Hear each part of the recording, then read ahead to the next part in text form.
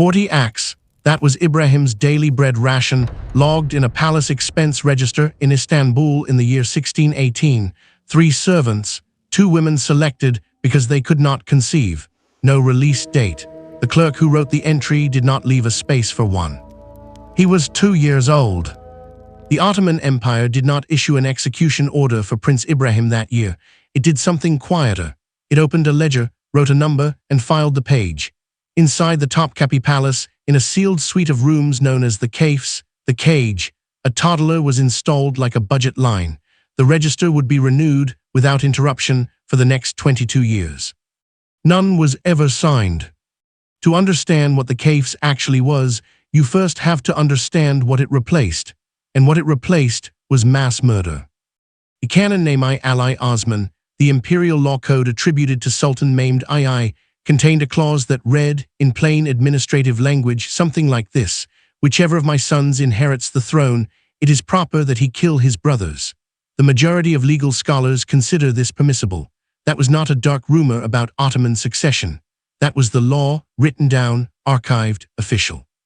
Between 1451 and 1595, the empire carried out that law at least 80 times. 80 documented princes strangled with silk bowstrings in the hours after a new sultan took power. The bowstring was tradition, silk, because royal blood could not touch iron. When Mehmed II ascended in 1595, he had 19 of his brothers killed in a single night. The youngest was still nursing. If buried state violence is the history you want more of, subscribe. There's deeper documentation than most channels will touch. The Ottoman court looked at this record and called the Kafes a reform. No more strangulation at accession. Instead, princes would live, confined to a guarded suite inside the imperial harem, alive, fed, staffed, untouched. Historians have echoed that framing ever since. Progress, mercy, enlightenment dressed in administrative language. The palace expense registers stored in the Başbakanlık Osmanlı Arşivi, the Ottoman Imperial Archive in Istanbul, don't read like mercy documents. They read like something else entirely. Every concubine assigned to Kafes prince was selected for a specific quality. The registers note it clinically, the way you'd note a food allergy, infertile or contraceptive measures applied. The empire wasn't just confining these men. It was managing their biology, their bloodlines, their future. Think about that for a moment. Someone sat in a government office and made a policy decision about which women a 2-year-old boy would be allowed to know 20 years from now and wrote it down as a budget item. That is not mercy. That is something that takes considerably more planning than mercy. The Kafes was not a dungeon they threw princes into and forgot. It was an institution. It had oversight. It had performance metrics. It had clerks. And in 1618, one of those clerks opened a fresh page, dipped an iron gall pen into black ink, and wrote down the name Ibrahim. The Kafes was not what you picture when you hear the word cage. No iron bars, no straw on stone floors, no chains. That is the detail that keeps catching historians off guard, because a dungeon at least makes a kind of honest statement about what it's doing. The Kafes made no such admission. It was furnished, decorated, the ceilings were high, the carpets were thick enough to muffle footsteps, and the windows, when they existed at all, faced interior courtyards engineered so that no horizon line was ever visible. No city, no sky you could track, just another wall at a slightly different angle. Muhim defterleri, the registers of important affairs maintained by the Imperial Divan, contained directives specifying which court officials were responsible for enforcing Kafes isolation protocols. These were not vague instructions. They named roles. They assigned accountability. The Kafes had a budget and oversight chain and what amounted to quarterly performance reviews. Servants were rotated every 6 months, not as punishment, but as policy. Prevent attachment. Prevent loyalty. Prevent the prince from having a single human relationship that lasted long enough to mean anything. A dungeon creates martyrs. Everyone understands a dungeon. The Kafes created something harder to name, men who had technically been cared for, technically been fed, technically been given everything except the capacity to function as human beings in the world outside those walls. Ibrahim grew inside this, not metaphorically, physically. The boy who entered in 1618 at 2 years old grew to 7, to 12, to 17 inside rooms that the empire had calibrated down to the texture of the tableware. Palace registers show his meals were served on tin, not silver. Silver was reserved for reigning royalty. Even the cutlery was a reminder of what he was not. He was permitted books, not tutors, music, but nothing loud enough to be heard beyond his walls. Women, selected not for any quality he might have wanted, but for the quality the state required. They could not give him children. He had no one to argue with, no one to command, no one to disappoint him, and then refuse to leave. The servants who knew his moods were gone before those moods could become a pattern he could rely on. Meanwhile, his brother Murad IV ruled from the throne, and the Sarayı Masraf Defterleri, the palace expense registers, were quietly being updated in a different column. In 1635, Prince Bayezid strangled, one fewer allocation entry. In 1638, Prince Qasim, another line closed. Each death reached Ibrahim through a servant who would be replaced the week after delivering the news. He received grief with no one to receive it with him. He processed each brother's death alone, in a room engineered to produce exactly that kind of solitude. By 1639, of all Murad's brothers, only 2 remained alive. Then Murad executed one more. Ibrahim was the last. Here is what the standard historical account does not say plainly. Cross-referencing the Sarayı Masraf Defterleri with succession records reveals a pattern that Ottoman historians have documented but rarely stated in direct language. The budget allocations for Kafes princes were not fixed. They shifted. When a prince was distant from succession, many brothers alive, low threat, his allocation was stable, comfortable even. But as brothers died, as succession moved closer, the allocation changed. More guards, fewer servants, tighter concubine restrictions. The allocation entry was not a welfare budget. It was a threat index, written in the neutral handwriting of palace accounting, updated without ceremony, filed without comment, but functioning as a precise instrument for measuring how dangerous a given prince had become and adjusting his psychological conditions accordingly. The closer you got to power, the more carefully the state ensured you would be unfit to use it. Ibrahim, now the sole surviving heir, received the tightest restrictions the Kafes had ever logged against his name. The empire had one sultan left to make. It was doing everything in its considerable administrative power to ruin him before the door opened. February 9, 1640, Murad IV is dead at 27, cirrhosis, the throne is empty. A delegation assembles in the Topkapi corridors. Robes, seals, the Valide Sultan Qasim herself, the most powerful woman in the empire, leads them toward a door she has never had reason to open before. They knock. Nothing. They announce the accession of Ibrahim I, Sultan of the Ottoman Empire, Caliph of Islam, Lord of the Two Seas. They wait. From behind the door, a man begins to scream. He is convinced it is a trap. Murad killed Bayezid. Murad killed Qasim. Murad killed the others. Now Murad has sent officials in ceremonial robes to announce his promotion, and then the bowstring comes out. That is the logic Ibrahim has assembled in 22 years of solitary confinement, and it is, historically speaking, not an unreasonable conclusion. He has heard this story before. He has watched it happen to every brother he ever had. He barricades the door with furniture. The most powerful empire between Vienna and Persia stands in a corridor, unable to enthrone its own sultan, because he will not stop screaming long enough to listen. Neyma's chronicle, the Tarihi-Neyma, the closest thing this moment has to a witness, records the sequence with the dry precision of someone who understood he was writing something future historians would find almost impossible to believe. The delegation, the refusal, the barricade, Qasim negotiating through wood.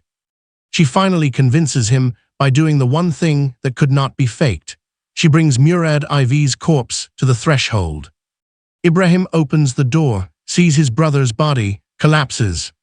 A clerk somewhere opens a new register. Sultan Ibrahim I. The budget line changes. The rooms do not. He had never made a single decision. What followed was not a reign in any conventional sense. It was the Kafes made visible at imperial scale. The Muhim Defterleri from 1640 to 1648 document a governing apparatus in genuine freefall, and not the dramatic, sword-drawn kind. The kind that looks, in administrative records, like a man trying to run an empire, using only the mental vocabulary of someone who spent 2 decades in a sealed room. Orders contradicted within days of being issued. Provincial appointments made and revoked in the same week. Tax structures that bankrupted entire regions before anyone in the divan could explain what the policy was supposed to achieve. Ibrahim's treasury expenditures tripled within 2 years of his accession. The registers show it clearly. He became fixated on furs, sable, primarily, to a degree that consumed significant provincial tax revenues. He reportedly had his throne room reupholstered in the stuff. He developed an obsession with ambergris, the waxy substance derived from sperm whales, which he used as a perfume and reportedly had applied to the walls. A concubine called Şekerpare, sugar piece, became functionally a co-ruler for a period, her preferences appearing in imperial orders with a frequency that bewildered the court bureaucracy. He ordered an empire-wide search for the heaviest woman in Ottoman territory. The records suggest this request was carried out. A woman from somewhere in the provinces, the sources disagree on exactly where, was located and brought to the palace. The Harem administration filed the paperwork. Would be easy and wrong to leave it there, to let Ibrahim become a punchline, the mad Sultan, the man who reupholstered his throne room in fur. Because the name a chronicle isn't really a record of madness. It's a record of a specific kind of damage. Every behavior Nama documents, the compulsive spending, the inability to distinguish between allies and threats, the desperate, erratic searches for sensation and control, maps directly onto what the Kafes was built to produce. A man with no experience of consequence, no practice of trust, no framework for power except the fear of it. The bureaucracy that spent 22 years maintaining his confinement now sat across a council table from the result of its own work. In the divan chamber, Grand Vizier Kara Mustafa Pasha watched the treasury reports accumulate and began drafting a different kind of document. August 8, 1648. The Janissaries move through the palace courtyards before dawn, not marching, gathering. There is a difference, and everyone inside the Topkapi walls understands it. The Grand Mufti issues a fetwa, a legal religious ruling, stamped and filed with the Imperial divan. It authorizes Ibrahim's deposition. The language is formal, measured. The ink is barely dry before a second document begins circulating quieter, passed between specific hands. This one authorizes something beyond deposition. Ibrahim is seized. He is carried back through corridors he has walked as Sultan for 8 years, back through the harem passages, back to the suite of rooms with the sealed windows and the thick carpets and the interior courtyard that shows you nothing but another wall. The same rooms, the same proportions, the same quality of silence. He has been here before. He knows exactly what this place means. 10 days pass, then the second fetwa is confirmed. Execution authorized. Method, the silk bowstring, the same instrument the empire deployed against 80 princes before the Kafes supposedly made it obsolete.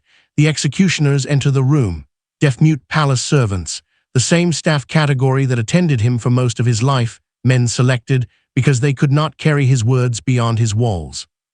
Ibrahim I, Sultan of the Ottoman Empire, is strangled in the Kafes on August 18, 1648.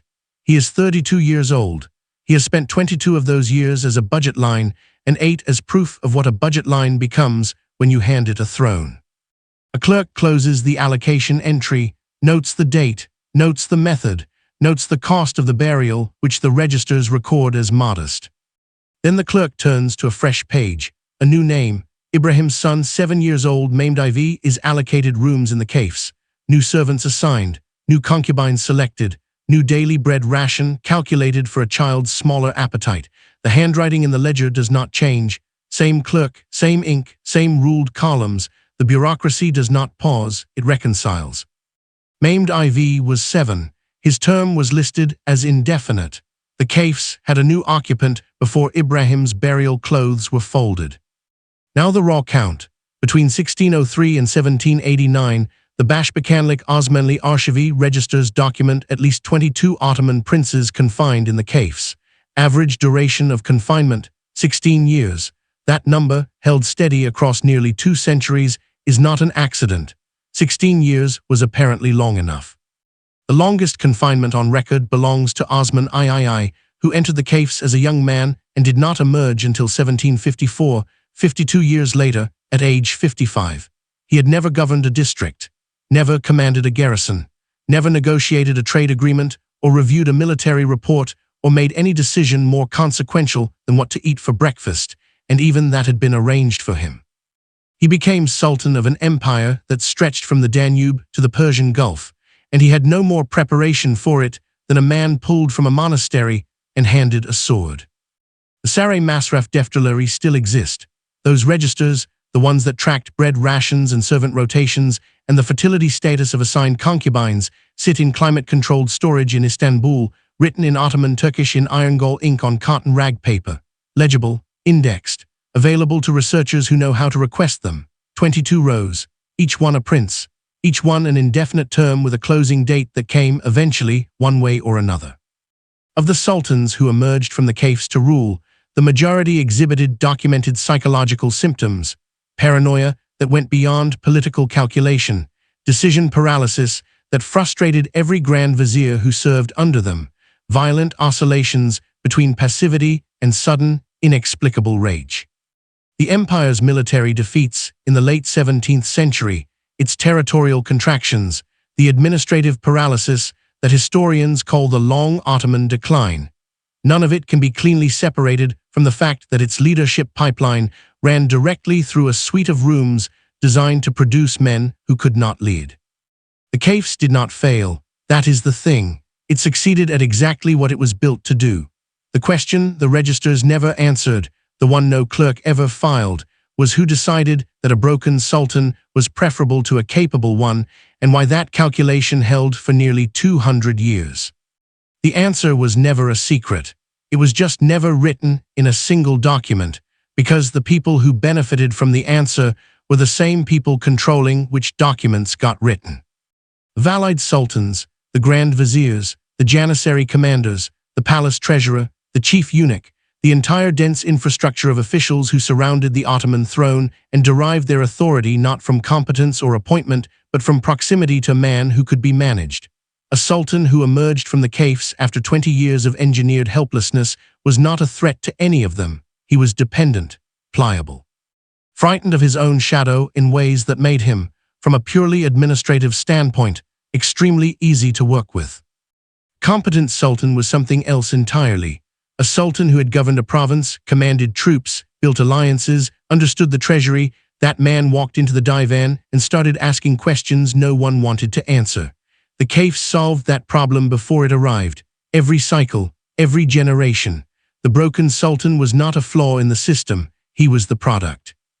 Peirce's work on the Imperial Harem documents this with uncomfortable clarity. The Valide Sultan, the Sultan's mother, was often the Kafes' most invested administrator. Her political authority peaked precisely when her son was on the throne and psychologically incapable of functioning without her guidance. The system that appeared to protect princes was, from a different angle, a mechanism for ensuring that the women and officials who surrounded the throne never lost control of it. Power in the Ottoman court did not always sit where the robes suggested. The Kafes was formally abolished in 1789 during Selim III's reform period. The princes were given expanded movement, education, limited contact with the outside world. Historians mark it as progress, and it was, compared to what preceded it. But the palace expense registers that documented 2 centuries of confinement were not destroyed when the policy ended. They were not buried or burned or quietly lost in some archive flood. They were filed, indexed, transferred to the Maliyeden Mudevir Defterler collection, where they remain today in the Başbakanlık Osmanlı Arşivi, accessible to scholars with the right credentials and the stomach to read them carefully. The handwriting is still legible after 400 years. The columns are still clean. The entries for bread rations and servant wages and the reproductive status of assigned concubines are still there, line by line, in the patient, bureaucratic script of men who believed they were simply doing their jobs. That is the detail that is hardest to sit with, not the confinement itself. History is full of confinement, not even the scale of it, 22 princes across nearly 2 centuries, which is staggering enough. The hardest part is that every single act of psychological destruction in that archive was approved, budgeted, countersigned. The empire did not do this in darkness. It did not do this in shame. It organized it the way it organized tax collection and military conscription and grain distribution, with oversight committees and expense registers and quarterly reviews, in offices that smelled of ink and lamp oil, by men who went home afterward and ate dinner. There was no villain who designed the Kafes in a single moment of cruelty. There was just a bureaucracy that found it useful and kept renewing the budget. That is, in some ways, the more disturbing finding. Evil that requires a monster is at least containable. Evil that requires only a clerk with a ledger and a mandate to keep things orderly, that is something harder to locate and harder to stop. Selim III looked at that ledger in 1789 and changed the policy. The registers survived him. They survived the empire itself, which collapsed in 1922. They survived 2 world wars and a century of political upheaval and the conversion of the Topkapı Palace into a museum. They sit now in a climate-controlled room in Istanbul, waiting for the next researcher to submit the right request form and read, in 400-year-old ink, the bread ration of a 2-year-old boy who would not leave those rooms for 22 years. The ink is still wet enough to read. The Ottoman Empire was not the only state that discovered keeping a man alive could be more efficient than killing him, and the next empire left behind documentation even more detailed than these registers.